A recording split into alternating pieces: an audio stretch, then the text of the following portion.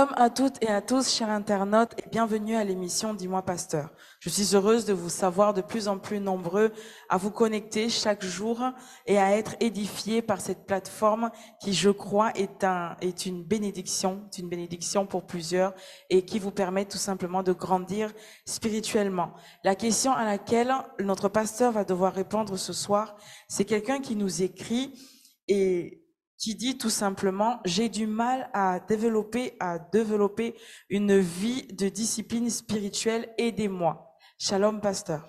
Shalom Lo, shalom chers internautes. Alors, le thème d'aujourd'hui, ou j'allais dire la question en fait d'aujourd'hui, est véritablement importante et elle nous permettra de comprendre en fait ce que Dieu attend de nous, quel est le rapport avec la vie chrétienne, avec la vie la vie de tous les jours. Et là, comme ça, pour commencer, c'est quoi la discipline? D'accord. Encore une fois, shalom chers internautes, merci encore pour l'invitation. Qu'est-ce que je dirais pour la discipline? Bon, forcément, les gens n'aiment pas la discipline. La discipline, c'est pas ce que les gens aiment vraiment développer ou qu'on leur impose. Parce que la discipline, c'est une sorte de règle de conduite qu'on s'impose ou qu'on impose à quelqu'un ou à un groupe de personnes. Mais c'est pas juste pour imposer une discipline à un groupe de gens ou à une personne, mais c'est plutôt pour que, au travers de ces règles de conduite, cette personne arrive à se focaliser sur un but. Il n'y a pas de discipline juste pour. La discipline participe à un cheminement vers un objectif. Donc c'est une manière de s'organiser, de se structurer, parce que j'ai un but à atteindre. Et ces buts-là me demandent de nouvelles règles de vie. Tant que je n'ai pas ça dans mon esprit, je n'ai pas besoin de discipline. Tant que je n'ai pas un objectif à atteindre, je n'ai pas besoin de discipline. Donc la discipline juste pour être dans la vie de tous les jours n'a aucun sens. Et on atteint, j'allais dire, elle ne va pas se développer tant qu'elle n'est pas derrière une vision, tant qu'elle n'est pas derrière un projet que je vais à tout prix accomplir. Donc lorsque quelqu'un se lève et dit: tiens, je vais être discipliné dans ma vie, cette personne va s'arrêter 2 jours après, parce que ça ne marchera pas. Donc la discipline, c'est une règle de conduite qu'on s'impose ou qu'on impose à une personne pour les formater ou pour soi-même se formater pour un but précis. Donc je me formate. Quand tu prends les soldats, mais les soldats, on leur impose des règles de conduite pour un but précis, pour qu'ils soient forts, pour qu'ils soient focus, pour qu'ils soient loyaux. Donc ça dépend de ce qu'on veut atteindre comme but. Ce ne sont pas les mêmes disciplines qu'on va développer. Donc on dira: c'est la discipline militaire. On dira: tiens, c'est une discipline sportive.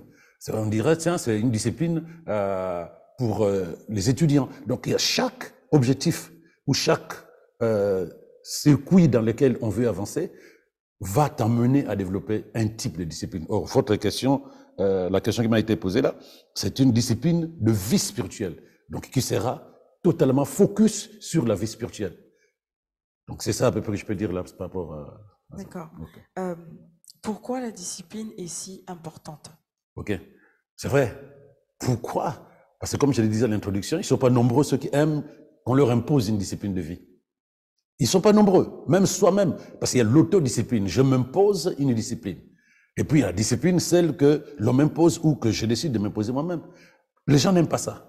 Et pourtant, il n'y a aucun succès dans la vie d'une personne sans discipline. Il n'y a aucune réussite dans la vie d'une personne sans succès. Pour la simple raison que la discipline, c'est le moyen par lequel on avance sans distraction. On avance avec responsabilité, avec sérieux. La discipline, en fait, c'est devenir sérieux. Parce que sur le chemin de la vie, j'ai envie de faire des choses. Je suis étudiant, j'ai des examens dans 2 semaines, dans 2 mois. Si je ne mets pas en place une vie de discipline, je risque d'échouer parce qu'il y aura tellement de choses que j'aurai envie de faire, des distractions.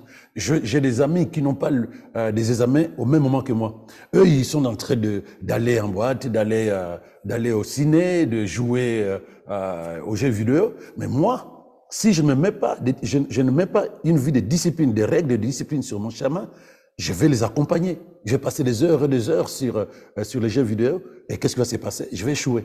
Donc, la discipline est importante quand on veut atteindre un but. Pourquoi c'est important? Parce que chaque jour, nous avons besoin de réussir quelque chose dans la vie. Mais on ne réussit rien dans la vie sans discipline. On ne réussit rien dans la vie sans... Même quand on est pétri de talent, il faut une discipline, une concentration. C'est ce qui nous permet d'avancer. Pourquoi elle est importante? C'est parce que ça nous aide à rester focus sur le chemin de notre projet, de notre objectif, si tu veux. Est-ce que la discipline est un trait de caractère? Non. Non, ça se développe. On ne naît pas discipliné. Il y a un enfant qui naît, qui trouve déjà des personnes qui vivent dans une sorte de discipline de famille. Comment on fonctionne chez nous? 21 heures, tout le monde au lit, chacun se brosse les dents, il laisse les chaussures dehors. Ça, c'est un cadre de vie. Et l'enfant qui naît dans ce cadre de vie va grandir avec cette manière de fonctionner. Donc, la discipline, soit je la développe dès le moment où je me donne un objectif à atteindre, ou sinon, j'acquiers des habitudes dans un environnement discipliné. Donc, je suis civil, je vais dans un camp militaire, je reste chez eux pendant 6 mois, sans être militaire, je veux progressivement adhérer, adopter leur fonctionnement. Pour la simple raison que eux, ils fonctionnent d'une manière, et moi, je suis dans cet environnement-là, je vais commencer à fonctionner d'une manière. Je suis chez un frère et une sœur qui se lèvent à 5 heures pour méditer la parole de Dieu pendant 45 minutes. C'est compliqué, parce que moi, je suis là, je me réveille à X heures, mais puisque je suis avec elle, qu'est-ce que je vais faire? Je vais commencer à adhérer à sa façon de fonctionner. Une première fois, c'est difficile. Une deuxième fois, c'est compliqué. Pourquoi il se réveille à cette heure-là? Je peux même argumenter, mais pourquoi pas à 6 heures? Pourquoi pas à 7 heures? Mais il dit non, 5 heures, c'est mieux. Et progressivement, je vais adhérer à sa discipline. Donc, on ne naît pas. On adopte la discipline des autres lorsqu'on est dans cet environnement, lorsque nous sommes d'accord. Adopter, c'est que je suis d'accord, je fais comme vous. Et progressivement, on développe sa discipline, ces règles de conduite de ceux et celles que j'ai trouvés. Sinon, moi-même, j'ai un objectif, je sais que je risque d'être distrait, je sais que je risque de m'éparpiller. J'ai besoin de mettre en place des règles de conduite qu'on appelle discipline. D'accord. Pourquoi, malgré le fait qu'on peut avoir une vision ou un but à atteindre, on a du mal à développer une discipline de vie? Qu'est-ce que je veux atteindre? Est-ce que c'est important pour moi? Tant que le projet, la vision, l'objectif n'est pas clair et puissante, je parle de la vision ou de l'objectif, si l'objectif n'est pas clair et puissant, il sera difficile de s'engager dans une vie de discipline. Il faut que cette chose que je veux atteindre soit tellement importante pour moi que rien d'autre ne m'importe. Voilà pourquoi j'ai fait des sacrifices. Parce qu'une discipline, je sacrifie ce qui était important pour moi. Je me focalise sur l'objectif que je veux atteindre. De tant que ce n'est pas clair et puissant, quand je dis puissant, ce n'est pas intense dans mon esprit, ce n'est pas quelque chose de profond à l'intérieur de moi, j'aurais du mal à développer des habitudes de discipline. Oui, les gens ont envie que les choses changent. Oui, les gens ont envie de réussir. Mais est-ce que c'est plus important que le désir de rester 3 heures sur mon téléphone? Est-ce que c'est plus important que le désir de laisser mes notes et aller avec les autres au ciné, alors que moi j'ai examen demain? Si je fais cette comparaison entre les autres activités et l'objectif que je veux atteindre, tant que je ne vois pas l'importance, tant que je ne donne pas, c'est ça qui est important, tant que je ne donne pas d'importance à l'objectif que je veux atteindre, j'aurai du mal à m'imposer une vie de discipline. Donc quand tu dis pourquoi les gens ont du mal, il faut leur poser la question pour quelle raison, quel est l'objectif que tu veux atteindre? Parce que comme je l'ai dit au début, une vie de discipline sans objectif ne sert à rien. Donc j'ai un objectif à atteindre, je veux réussir, je vais gagner, je veux devenir, voilà, je veux perdre quelques kilos, il faut une vie de discipline parce que j'aimais bien manger de la glace. Je vais réussir à l'école, il me faut une vie de discipline. Est-ce que j'ai vraiment envie de perdre les kilos? Ou bien juste parce que un jour quelqu'un s'est moqué de moi? Donc du coup, ça m'a fait mal et je me suis décidé de perdre quelques kilos. Mais après, c'est passé. Est-ce que vraiment c'est important pour moi pour que je ne m'arrête pas en chemin? Pour que je ne m'arrête pas en chemin. Même pour les chrétiens. Je veux développer la méditation quotidienne chaque jour. Pourquoi je l'ai fait? Parce que pourquoi je l'ai fait? Quel est l'objectif que je vais atteindre? connaître la parole de Dieu ou avoir une culture chrétienne en disant, ah tiens, il médite tous les jours. Si c'est connaître la parole de Dieu, si c'est vraiment clair et puissant à l'intérieur de ton esprit, tu es capable de pouvoir te dire, maintenant, il n'y a plus rien qui m'importe. Tu sais, et ça aussi qu'il faut que les internautes le sachent, la discipline ne vient pas de Dieu. Dieu nous attend d'être disciplinés pour que nous arrivions à accomplir ce qu'il attend de nous. On ne peut pas accomplir la volonté de Dieu sans discipline. Donc ce n'est pas, on ne peut pas prier, Seigneur, donne-moi la discipline, ça n'existe pas. Dans le fruit de l'esprit, il n'y a pas une portion qui s'appelle discipline. C'est nous qui développons la discipline. C'est nous, parce que nous estimons que c'est très important ce que nous allons faire, que rien ne peut nous distraire. Et ça plaît à Dieu. Donc c'est pourquoi je disais, je veux même dire que la discipline, tant que ton esprit n'est pas discipliné, tu auras du mal à mettre en place un plan de discipline, de règles de discipline. L'esprit agité, l'esprit désordonné, l'esprit éparpillé, cet esprit-là n'est pas capable de t'amener à développer une vie de discipline. Donc il faut déjà, et ça, il faut, chers internautes, il faut que vous compreniez cela, la discipline extérieure est d'abord une discipline intérieure. Parce que les actions que je vais poser sont commanditées, guidées par mon esprit.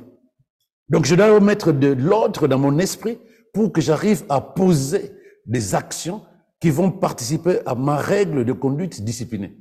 Donc la première chose c'est ça, mais sans pour compte, c'est pas parce que je dis que c'est ton esprit que tu vas commencer à dire Seigneur donne-moi une vie de discipline, amène-moi à être discipliné. Non, Dieu il a les bras croisés, il t'attend.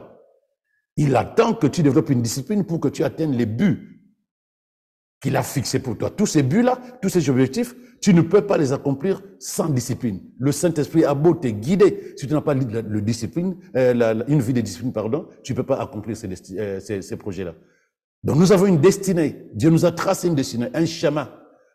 Mais pour que nous atteignions notre destinée, il nous faut une vie de discipline. C'est pas parce que c'est une pensée spirituelle que automatiquement je peux aller comme ça, non. Parce qu'autour de nous, il y a l'ennemi, il y a les distractions du monde, il y a toutes ces choses-là qui peuvent nous amener à oublier le chemin que nous avons emprunté avec le Saint-Esprit. D'où l'importance de la discipline dans la vie chrétienne. Voilà. D'accord. Vous parliez tout à l'heure du fait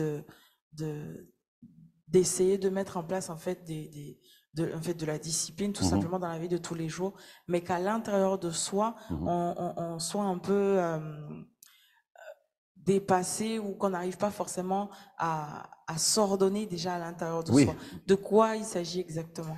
À l'intérieur de nous, il y a plusieurs pensées, donc plusieurs envies, plusieurs désirs. Mais il y a je peux dire, il y a deux types de désirs. Il y a deux types de pensées. Les pensées qui glorifient le Seigneur, donc qui nous incitent, qui nous encouragent à vivre une vie tournée vers la pensée de Dieu, la parole de Dieu, le désir de Dieu, la passion de sa parole. Il y a des pensées qui sont tournées vers nous-mêmes. Nos désirs personnels, ce qu'on appelle les désirs de la chair, les désirs du moi. Donc il y a cette contradiction à l'intérieur de notre esprit. Lorsque je veux atteindre un but, même si c'est pas un but spirituel, je reprends, par exemple, je veux arrêter de grignoter. Je sais que c'est pas bon pour ma santé. Je vais arrêter de grignoter. Mais pourquoi hier j'étais en train de grignoter? Parce que ça me plaisait. À qui ça plaisait? À ma chair. Et pourtant, mon corps est en train de se faire du mal parce que je n'ai pas contrôlé les pensées à l'intérieur de moi qui m'amenaient à réduire ce que je mange. Donc, tant que dans mes pensées, je n'ai pas ordonné mes pensées et imposé de l'ordre dans mes pensées, arriver à contrôler la façon dont mes pensées s'imposent dans mes décisions, c'est ça qui est important, je risque de continuer à faire quelque chose qui risquerait de me faire du mal. Donc la personne, par exemple, la personne qui veut développer des habitudes de méditation matinale, il y a le désir de dormir. Le désir de dormir. La personne qui veut faire du sport, c'est pareil aussi. Il y a la télé. Je dis, OK, j'ai la télé en face de moi. Il y a un match qui passe. Mais faire du sport suffit. C'est déconnecter de certaines choses. Mais ce que nous faisons physiquement vient de notre esprit. Les pensées qui sont à l'intérieur de nous. Les pensées de la chair, les pensées tournées vers le moi et les pensées tournées vers ce qui est important. Voilà pourquoi il faut savoir que la discipline, c'est faire ce que je dois faire et non pas ce que j'ai envie de faire. Et la plupart du temps, on s'arrête sur le chemin de la discipline parce qu'on a envie de faire et non pas qu'on doit faire. C'est ça la différence. Qu'est-ce que j'ai envie de faire? C'est ce qui me plaît. Mais ce que je dois faire, ça ne me plairait pas forcément, mais c'est nécessaire pour moi, c'est important pour moi. Donc quand les gens ont du mal à se stabiliser dans des règles de discipline, parce qu'ils ont été vaincus par le désir de la chair, les envies de ce qui plaît à l'âme et non pas ce qui est important pour eux. Que ce soit faire du sport, arrêter de grignoter, se libérer de la dépense du téléphone, c'est-à-dire qu'on est addict du téléphone, ou reprendre la méditation, perdre du poids, ne plus se mettre en colère, dire la vérité. Il faut savoir qu'il y aura toujours deux côtés. Le désir d'être différent, donc ça demande un sacrifice, une discipline, et le désir de se faire plaisir. Mais tant qu'on reste dans le désir de se faire plaisir, c'est sûr que on n'aura pas la force de développer des règles de discipline pour arriver à atteindre le but. Il faut un but, c'est pourquoi je disais un but clair et puissant, un objectif clair et puissant qui va faire fi de tous les restes, qui va amener tes pensées à se focaliser sur ton objectif, comme un athlète. Donc c'est vraiment, ça doit commencer par un esprit ordonné, voilà. Ça doit commencer par un esprit dont les pensées sont ordonnées, sont structurées, et qui va amener la personne à se focaliser sur l'objectif. Je peux même dire qu'il faut arriver à contrôler les pensées qui sont à l'intérieur. Il y a deux, ce qui est important et ce qui me plaît. Mais ce qui me plaît n'est pas forcément ce qui est bon pour moi. Merci, pasteur, du coup, pour ces éléments de réponse. Comment la discipline permet-elle de croître spirituellement? Comment, par la discipline, on arrive à grandir spirituellement? Ok. Parce que déjà, la discipline, c'est fabrique, c'est construit, si tu veux. J'ai un plan. Donc, je suis là, la question est dans le monde spirituel, dans la vie spirituelle. J'ai un plan, j'ai un objectif. Je veux être plus présent dans la pensée de Dieu. Je veux être plus soumis au Saint-Esprit. Je veux être plus passionné par la parole de Dieu. Cela signifie que je dois changer je dois développer de nouvelles habitudes. Je dois développer de nouvelles habitudes qui sont tournées vers la parole de Dieu, qui sont tournées vers le service de Dieu, qui sont tournées vers la conduite du Saint-Esprit. Donc, mon objectif, puisque je disais là qu'on ne peut pas développer une discipline sans avoir un objectif. Mon objectif, être plus présent, être plus inondé de la parole de Dieu. Être plus enclin à méditer la parole de Dieu. Que la parole de Dieu devienne, que la méditation devienne naturelle pour moi. Donc, la première chose que j'ai là, c'est quoi? C'est un objectif. Je veux ça.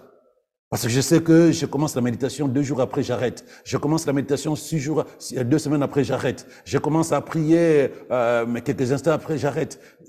C'est fatigant. On peut arriver à penser même qu'on n'est pas un bon chrétien. Non, vie de discipline, parce qu'autour de nous, il y a la séduction de Satan, il y a les distractions. Donc, nous avons besoin d'être focus sur l'objectif. OK.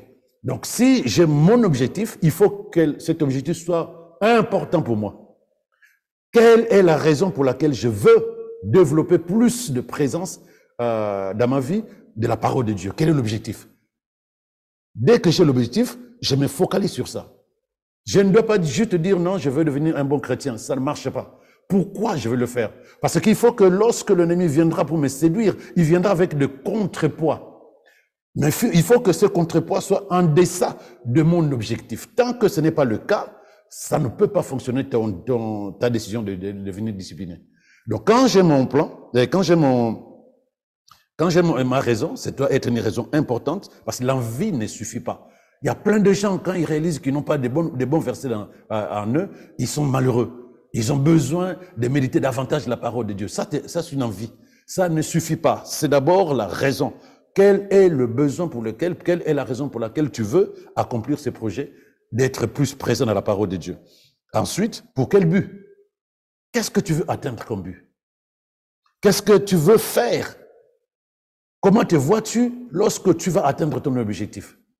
Est-ce la finalité, c'est l'objectif, ou ce qu'il y a derrière l'objectif? Comment tu te vois? C'est des questions importantes. C'est ce qu'on appelle un plan d'action. Un plan d'action, c'est important. Je planifie. Parce que je sais que je n'ai pas envie d'échouer. Je veux faire ça, ok, puisque c'est spirituel, parce que les gens pensent que c'est comme ça. Non, l'organisation est humaine. C'est pourquoi je disais que la discipline, ce n'est pas le fruit de l'esprit. C'est toi qui dois t'organiser. Tu veux voyager, tu sais, tu es capable de dire, ok, c'est quand nous allons partir en juillet, ou à Kuala Lumpur, voilà, nous allons faire ça, ça coûte combien, comment on va faire, de quelle manière, quels sont... On planifie lorsqu'on veut faire un projet. Quand on ne planifie pas, on s'en sort pas.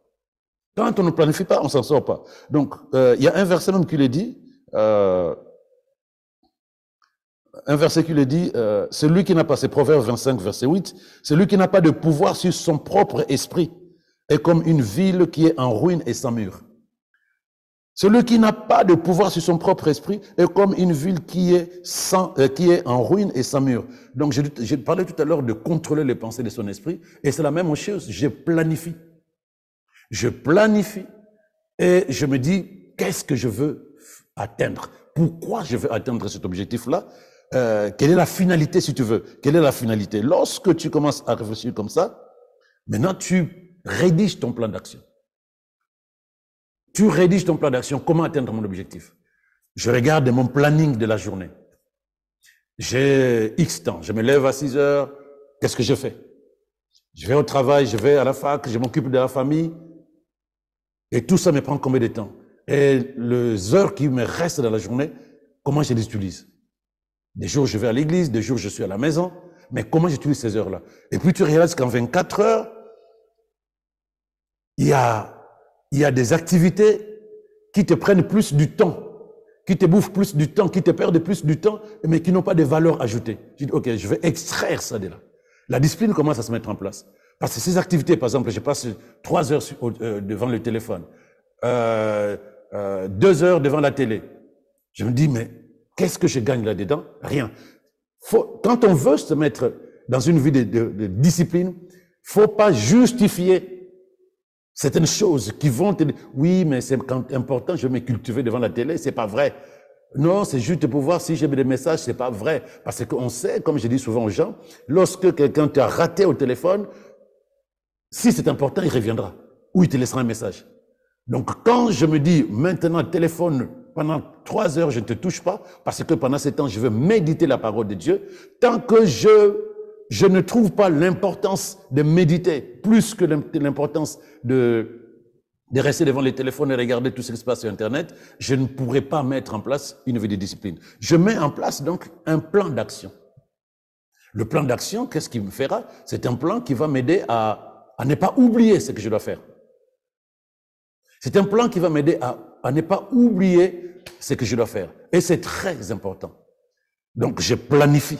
Voilà comment je vais fonctionner dans ma journée. Si je me lève si j'ai du mal à me lever à 6 heures, parce que, alors que j'ai du temps, entre 6 heures, un exemple, entre 6 heures et 8 heures ou 10 heures, je vais à l'école à 10 heures. Et je me réveille à 9 heures. Pourquoi? La discipline commence à se sacrifier.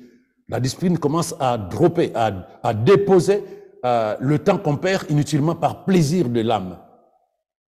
Tant qu'on continue à faire plaisir à l'âme, on ne peut pas être discipliné. Donc, si je dois quitter la maison à 10 heures et que j'ai pris l'habitude de me réveiller à 9 heures, maintenant, il faut que je repousse. Je me réveille à 6 heures. De 6 heures à 10 heures, qu'est-ce qui se passe? Je me douche, je me prépare, je médite. Mais il faut que je note que de 7 heures à 8 heures, j'ai méditation. Et ainsi de suite dans la journée. Tant que je ne planifie pas, je ne peux pas me dire voilà ce qui est important. Et je planifie, je rédige. Tu ne peux pas réussir tant que tu ne l'as pas planifié. Et quand tu n'écris pas, tu vas volontairement, on s'appelle, c'est mentir à soi-même, volontairement ou involontairement, zapper. Parce que ce n'est pas quelque chose que tu as noté pour que tu te dises, je sais que j'ai écrit ça. La vie de discipline, c'est une vie de sacrifice de quelque chose qui me plaisait. Tant qu'il n'y a pas de sacrifice, on ne peut pas développer la discipline, même dans le spirituel. Parce que les choses de Dieu vont t'amener à développer un comportement que tu n'avais pas avant. Mais tu n'as pas le choix. Tu n'as pas le choix. Donc, il est important d'avoir une vision claire de ce que tu vas accomplir, si tu ne sais pas où tu vas, il est facile que tu te perdes. Donc tu as un planning. Et tu dois respecter scrupuleusement ce planning. Tant que tu n'as pas de planning, tant que tu n'as pas d'objectif à atteindre, tu ne peux pas avancer. Donc avec un plan clair, avec les étapes que tu vas suivre, pas le temps que tu vas faire. Parce que le temps, c'est, tu dois te dire, le seul jour où je vais arrêter, c'est lorsque j'aurai atteint mon objectif. Tant que je n'ai pas d'objectif, ben, je ne peux pas m'arrêter. Parce que le moteur qui va t'amener, c'est la motivation derrière ton objectif. Sans motivation, tu ne commenceras pas. Et sans discipline, tu ne peux pas arriver à achever ou à atteindre ton but. La motivation te pousse, la discipline t'aide à ne pas sortir des rails. D'accord. C'est vraiment important, en fait, du coup, c'est quelque chose de primordial dans la vie chrétienne. Mais du coup, est-ce que l'inverse, donc la procrastination ou le manque de discipline, peuvent être des éléments que le diable peut envoyer dans la vie d'un chrétien, dans la vie d'un enfant de Dieu, dans le but de le déconnecter spirituellement? Si c'est si important et que du coup, une vie de discipline amène à une véritable progression, est-ce que la procrastination et le manque de discipline, ben, du coup, peut être envoyé par l'ennemi pour déstabiliser un chrétien? Bon, j'ai toujours un regard assez simple et vrai à la lumière de la parole de Dieu sur ce que le diable peut faire dans la vie de quelqu'un. Donc, procrastination, je me suis développé comme ça. Et le diable va utiliser ce que moi j'ai à l'intérieur de moi.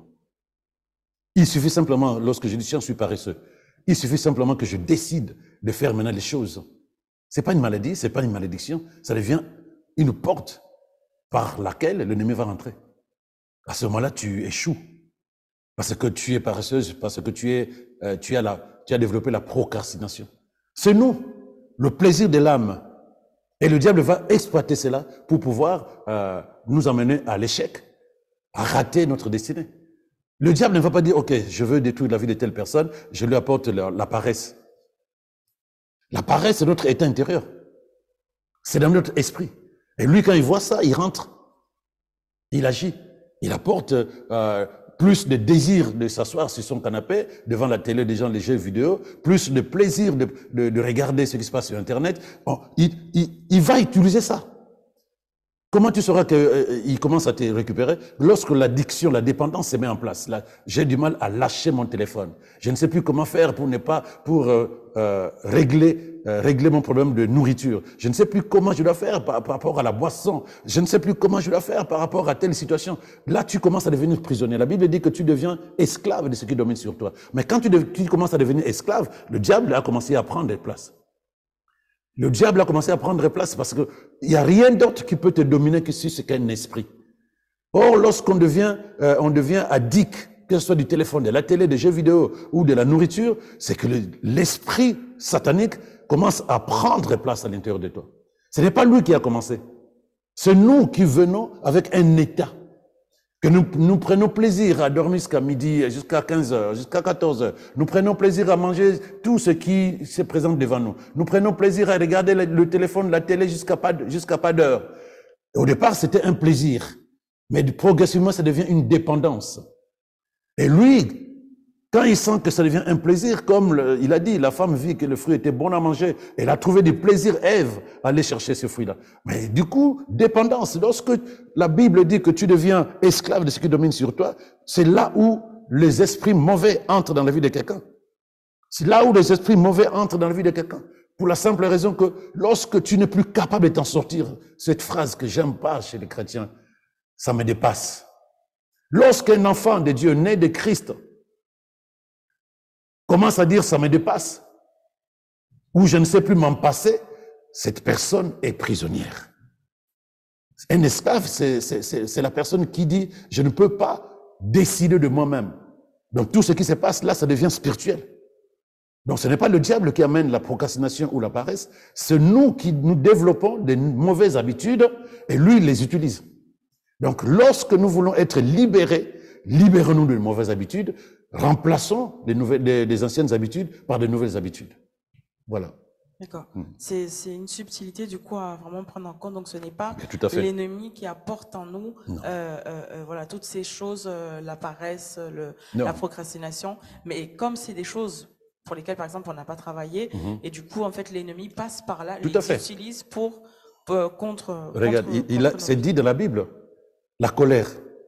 La Bible dit que c'est une porte par laquelle le diable peut entrer.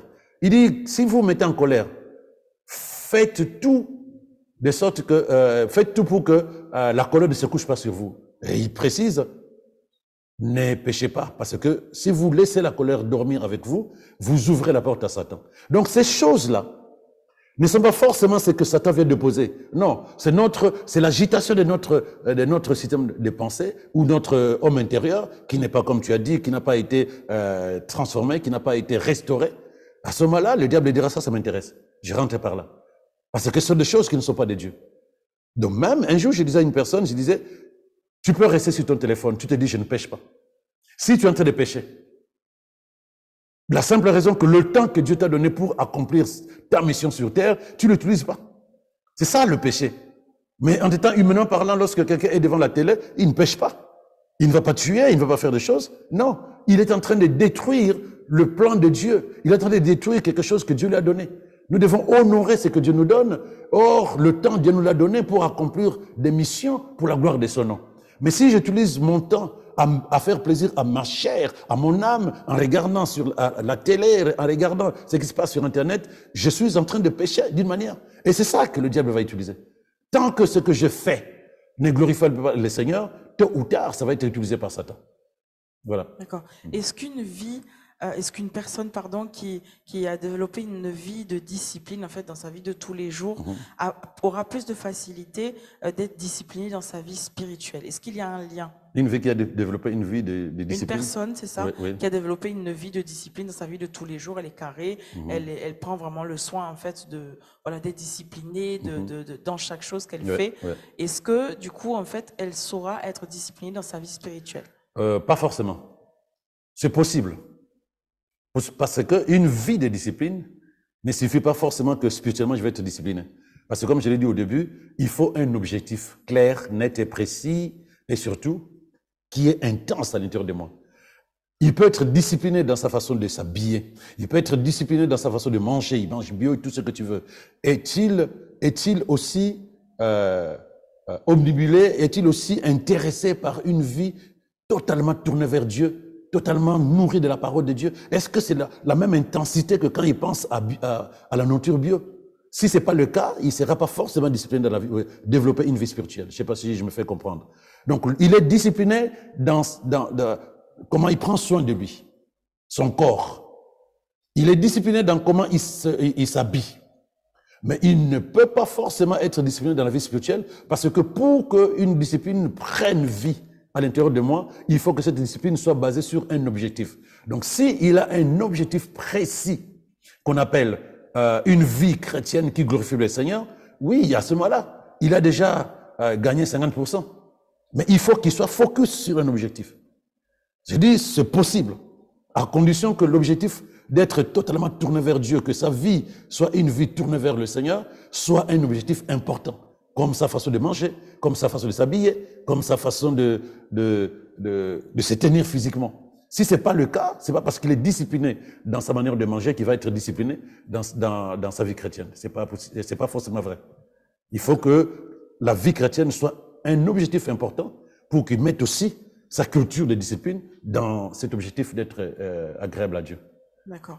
Pasteur, tout à l'heure, on a parlé de procrastination, on a parlé de manque de discipline.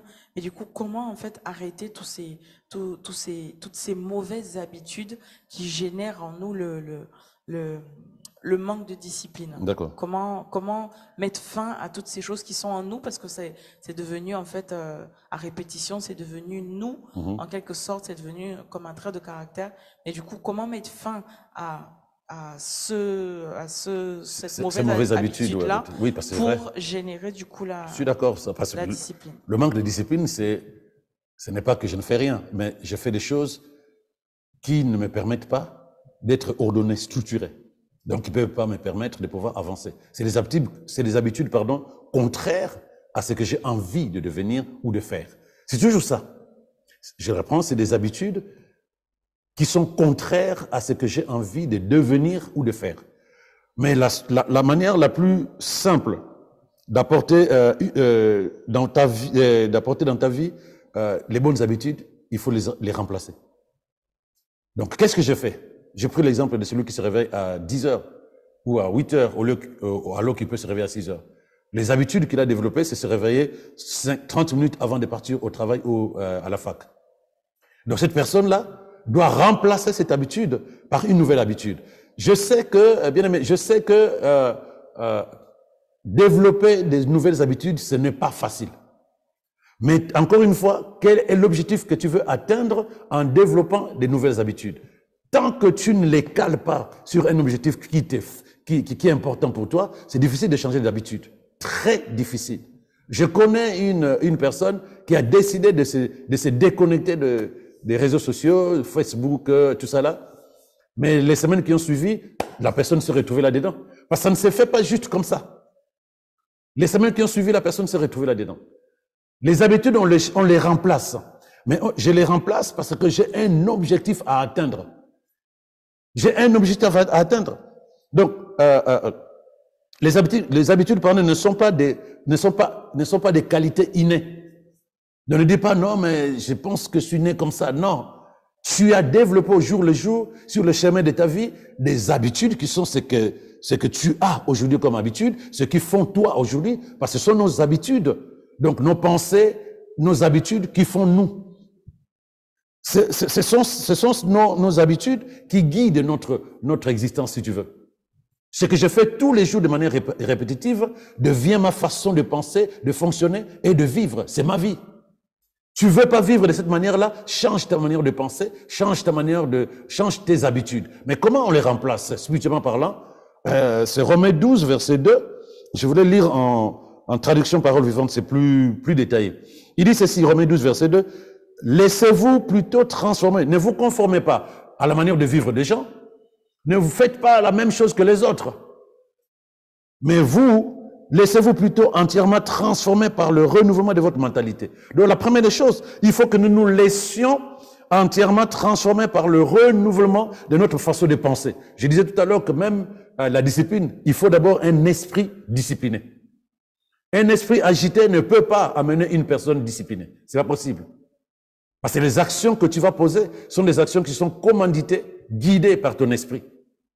Donc il dit, commence par te laisser transformer. Donc la parole de Dieu seule transforme la manière de penser.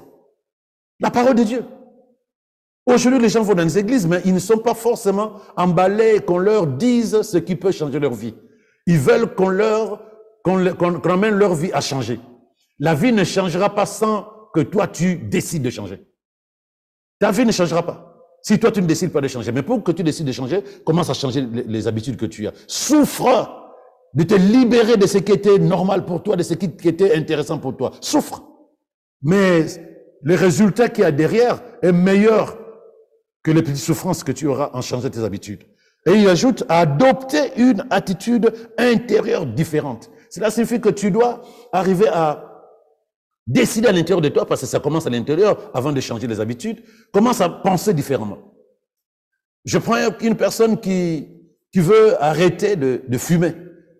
Il a trouvé du plaisir en fumant, en prenant des cigarettes, bâton sur bâton, bâton sur bâton. Et moi, j'ai vu un fumeur qui peut te faire fumer. Il faisait frais. Et il dit, moi, on peut m'appeler pour aller annoncer, pour faire une pub sur la cigarette. Et il commence à faire un poème sur la cigarette. Et tu le regardes, il est passionné. Mais cette personne, c'est difficile pour lui de changer d'habitude parce que tu sens en lui des désirs qui ont totalement inondé sa façon de fonctionner.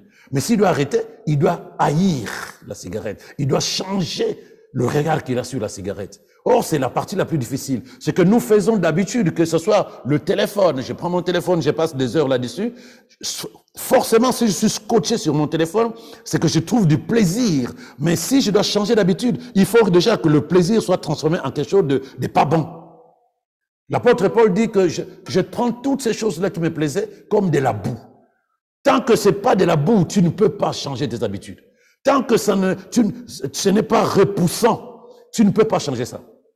Ce n'est pas juste je m'interdis, ça va toujours te faire du mal jusqu'à ce que tu diras, advienne que pourra, je récupère. Mais il faut que tu te dises, par rapport à l'objectif que je vais atteindre, ça, c'est pas bon.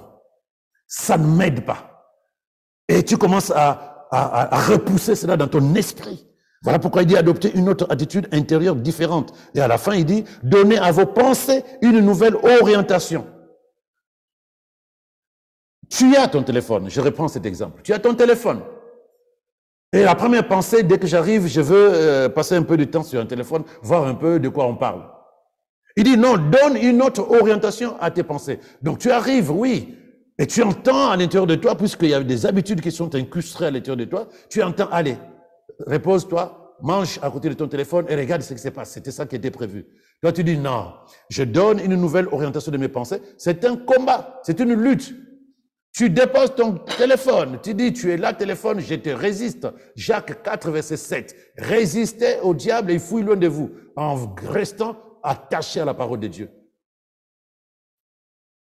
La vie de discipline ne vient pas parce que j'ai décidé. La vie de discipline vient parce que j'agis. Il faut agir. Mais tant que tu n'agis pas, tu ne peux pas voir l'évolution de ce que tu veux faire. Donc, à ta question, le changement d'habitude vient parce que je les remplace. Et je ne peux pas les remplacer si je ne prends pas la parole et que je commence à poser des actions et des habitudes basées sur la parole de Dieu. Tant que les habitudes que je commence à poser ne sont pas basées sur la parole de Dieu, ça va être difficile. Ça va être difficile. Donc, c'est ça le changement des habitudes spirituelles. Donc, il faut que je me fasse violence. Dans le monde, il y a des distractions. La Bible dit, hein, je ne sais pas, 1 Corinthiens 6, verset 12, il dit ceci, 1 Corinthiens 6, verset 12, il dit, tout m'est permis, certes, mais tout n'est pas bon pour moi. Il faut bien comprendre, bien-aimé. Tout m'est permis, mais tout n'est pas bon pour moi. Et il ajoute, tout m'est permis, c'est vrai, mais je ne veux pas me placer sous un esclavage quelconque. Je parlais d'addiction. Je parlais de l'esclavage quand tu sens que ce qui était juste un plaisir devient quelque chose qui commence à te bloquer, tu ne sais plus t'en passer, tu rentres dans l'esclavage. Et l'apôtre Paul, par le Saint-Esprit, dit, je peux faire tout ce que je veux. Je peux faire tout ce que je veux, mais ce n'est pas utile. C'est là où tu dois discerner, bien-aimé. Lorsque tu veux changer d'habitude, qu'est-ce que tu vas faire? Donc, l'apôtre Paul dit, je peux tout faire, mais ce n'est pas nécessaire, ce n'est pas utile. Et il ajoute, je ne veux pas me placer sous un esclavage quelconque. Alors, je pourrais parler à quelqu'un là. Quelle est l'habitude qui est devenue comme une dépendance pour toi? Ça signifie esclavage. Esclavage, pas de Dieu, du monde spirituel, des princes des ténèbres. Réfléchis à ça et tu comprendras. Parce que non seulement ça t'emprisonne et ça ne t'apporte rien, mais ça te fait perdre du temps là où tu pouvais investir ton temps dans la méditation, dans un temps de prière qui développe ton esprit et qui t'amène sur le chemin de ta destinée dans la gloire de Dieu. Le changement d'habitude, c'est derrière un esprit qui se nourrit de la parole de Dieu. Voilà. Merci, pasteur. Nous arrivons à la fin de cette émission. Pour tous ceux qui nous regardent et qui se posent plusieurs questions, comment y arriver, comment sortir de là, pasteur, vous allez tout simplement en fait vous adresser à nos chers internautes. Comment en fait concrètement développer une vie de discipline chrétienne? Comment? Parce que vous avez parlé en fait de celui qui veut perdre du poids, de celui qui veut qui veut avoir, méditer aussi. Oui. Voilà, de celui qui veut avoir une vie de prière bien régulée. Et vous disiez en fait tout à l'heure qu'il faut en fait que le but à atteindre soit important pour nous. Il y a des personnes qui nous écoutent et qui se disent mais moi j'ai la volonté, je veux vraiment perdre du poids. J'ai commencé pendant 6 mois, pendant 3 mois, mais j'ai arrêté en cours de route. Il y en a qui se disent moi je veux vraiment construit en fait cette vie chrétienne là, cette relation avec Dieu, mais j'ai commencé et je me suis arrêtée. Est-ce que c'est parce que c'est pas important pour moi, mais pourtant si? Qu'est-ce que vous pouvez leur dire à ces personnes-là, toutes ces personnes-là qui nous écoutent ce soir et qui ont véritablement besoin de générer, de faire mûrir en eux la discipline. D'accord. Merci. Il y a une chose importante. Je confirme que tant que tu n'as pas d'objectif à atteindre et que cet objectif est important pour toi, capital, essentiel, il y aura d'autres petits objectifs qui vont te distraire jusqu'à ce que tu te déconnectes de ton projet essentiel. Il y aura toujours quelque chose. Et dis-toi, comme je l'ai dit tout à l'heure, si tu commences à argumenter dans ton premier échec, tu as commencé à méditer et que tu t'es arrêté en chemin et que tu dis « je m'en sortirai jamais, je laisse tomber », tu ne dois pas argumenter. Tout chemin de succès a aussi et parsemé aussi des échecs. Personne ne te dira que j'ai réussi sans avoir échoué ne fut qu'une seule fois. Donc il faut que tu te focalises sur ça. Parce que le chemin du succès passe aussi par une vie de persévérance. Une vie de persévérance. Je disais donc, tu planifies ce que tu veux. Tu te dis c'est ça ou rien. Tu planifies, tu écris, tu vois les étapes que tu dois suivre. Et ces étapes-là, dis-toi que tu ne dois pas regarder le chemin parce que c'est des étapes de sacrifice. Mais vois plutôt l'objectif, la finalité, le terminus. Donc tu passeras par des chemins rocailleux, par des pentes. Tu as envie de laisser tomber parce qu'une montagne comme ça. Mais toi, tu sais que derrière la montagne, il y a le succès, il y a la réussite. Il y a une vie totalement libérée, transformée. La plupart des temps, quand on a envie de baisser les bras, c'est qu'on est en train d'arriver vers le succès. Le diable le sait. La première chose, donc, tu planifies, tu rédiges. Et ensuite, tu agis. Tu agis. La volonté ne suffit pas. La volonté sans décision n'est pas une volonté. La décision sans action n'est pas une décision. Il faut agir. Je veux dorénavant méditer. À 6 heures, par exemple. Quelle que soit la manière dont je me suis réveillé, je dois le faire. Je ne dois pas accuser quelqu'un. Ni le diable, ni la sœur ou le frère qui ne m'ont pas réveillé. C'est moi seul. Je dois me faire violence pour me réveiller à 6 heures. Au début, c'est compliqué. C'est comme un avion qui décolle. Un avion qui décolle, c'est fort, c'est violent. Tu entends même en soute les conteneurs qui commencent à bouger. Et toi aussi, tu es mal à l'aise parce que l'avion monte comme ça. Mais après, tu te retrouveras avec la vitesse de croisière, comme on appelle ça. Tu peux détacher ta ceinture, aller te promener, voir ton copain ou ton ami qui est de l'autre côté. L'avion est allégé. Le début est toujours difficile, mais ça ne fait pas que toute ta vie, tous tes projets, tu vas souffrir comme ça. Non. C'est au début, parce que c'est là où tu es en train de te séparer des mauvaises habitudes. C'est là où tu es en train de te séparer des mauvaises habitudes. Tu ne lâches pas. Agis. Mais surtout, prends en compte les distractions. Prends en compte la séduction de l'ennemi. Il va te faire comprendre que non, mais c'est pas nécessaire, tu es déjà bien comme ça, tu t'en sortiras de toute façon, tout le monde ne fait pas comme tu veux faire. Si, personne ne réussit sans discipline. Personne. Je te dis que personne ne réussit sans discipline, bien-aimé. Tu ne dois pas écouter les pensées de la paresse, de la fatigue, de baisser les bras. Non. Tu as un but à atteindre, sacrifie-toi. Investis à l'intérieur. L'apôtre Paul dit, je traite durement mon corps. J'aime grignoter. Je regarde la pizza, je regarde McDo, les hamburgers, je dis non. Faut pas fuir. Faut jamais fuir ce qui te plaisait. Affronte.